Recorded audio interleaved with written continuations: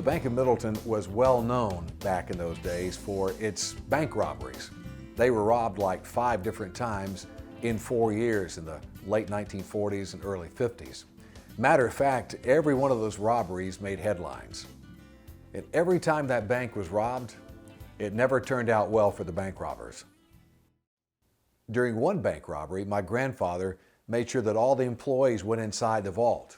And as they went into the vault, my grandfather went in to supposedly get some money for the bank robber as he held the pistol outside. James Pulliam, now 95 years old, was a Middleton resident during those days. He remembers what happened when Lester Simpson tried to lock the vault door from the inside to foil the robbery. Yeah, when they held up the bank, they put him in the vault, and he put his finger there to the door, at the door, to keep it from fastening, and they shot it, took a pistol and shot the end of his finger off. Yes, sir. In a small town, word spread very quickly that the bank was being robbed. Townspeople would lie in wait outside the bank, waiting for the robbers to exit. Once the robbers appeared outside the bank doors, that's when the gunfire began.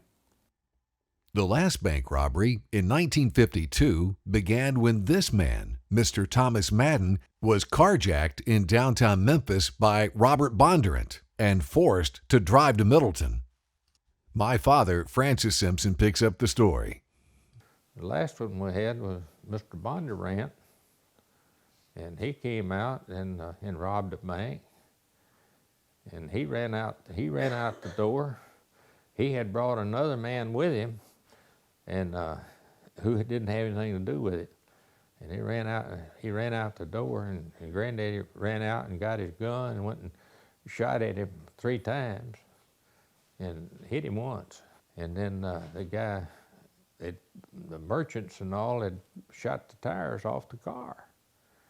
And so they got out and they shot those tires off the car. He ran over toward the schoolhouse, and the janitor over there hit him upstairs.